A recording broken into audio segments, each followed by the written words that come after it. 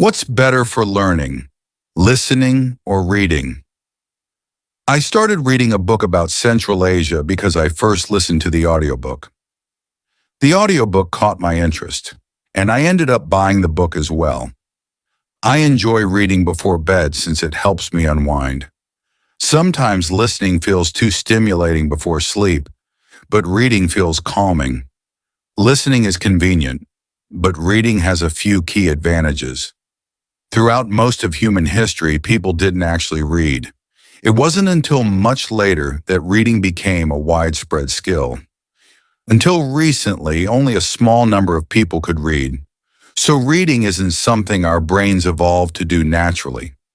It's an incredible ability we've developed, and our brains use similar areas for reading and listening. But there are still some differences. For instance, when you hear a voice, it can create an emotional connection. Think about how different it feels to listen to a teacher in a classroom versus hearing a recording or even reading the same information from a textbook. Many people find that they learn better in face-to-face conversations, and that's probably true because of that emotional and personal connection. But when it comes to learning or entertainment, we can access information in so many ways today, and each has its strengths. Audiobooks have become hugely popular, and I have my two bookshelves full of CDs. I've collected them over the years in different languages: Czech, Russian, Spanish, French, German, and Swedish, fiction and nonfiction alike. Whenever I'm in a country where audio CDs are available, I buy them, even if I can't finish them all right away. I have Chinese ones like War and Peace in Czech, and I even have The Three Musketeers in Chinese. I buy audiobooks and CDs faster than I can listen to them, but I don't mind. If I'm in a country and I come across rare language materials, I'll grab them. I see it as an investment. You never know when you'll get the chance again. The audiobook market is booming because technology has made it so easy to listen to content anywhere, on your phone, in the car, or while doing chores. Audiobooks are especially helpful for people who feel they don't have time to sit and read. You can read while jogging, commuting, or cleaning up around the house. A study I found suggests that it depends on what you're trying to learn. For example, when students were tested on scientific information, those who read the material perform much better than those who only listen. Readers scored around 80%, while listeners scored about 59%. When reading, you can pause, reread, or skip to the parts that interest you.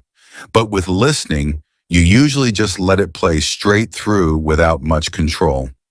However, listening offers its own unique advantages. I can listen to content while doing other things, like household chores or while driving. For instance, I listen to a Chinese history audiobook while driving, which lets me absorb knowledge during times when reading wouldn't be possible. Listening can transform downtime into valuable learning time. I don't believe it's a matter of whether reading or listening is better. They actually work together really well. For example, I started listening to an audiobook on Central Asian history because I'm learning Turkish. But after a while, I felt the need to go deeper, so I got the physical book to read in bed. Listening sparked my curiosity, and reading allowed me to explore the topic more thoroughly. It's a perfect combination. In language learning, I've often used audiobooks alongside physical books. I remember using The Betrothed, I Promessi Sposi, when learning Italian. I would listen to the audiobook and then read the text, noting down new vocabulary.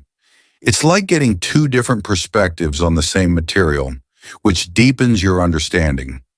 Also, repetition is key. Whether you listen or read, you won't remember everything the first time. The more times you revisit the material, the more you'll retain. I might listen to something first to get a general idea and then read to pick up the details, or vice versa. It all reinforces each other. Thanks to technology, there are many new ways to approach learning. Many apps or websites let you read more interactively. I use many of them to help me read in different languages. It allows me to look up words instantly and even syncs with audio so I can listen while reading. So keeping that in mind, I started another channel called Stwy Stories, where you'll find captivating stories for English learning. These stories will help you improve your reading and listening skills in English. Don't forget to check it out. The link is in the description. Studies show that people who read more also get better at understanding when they listen. The two skills feed into each other. Struggling with reading in a new language? Listening to audio while following along with text can make the process smoother.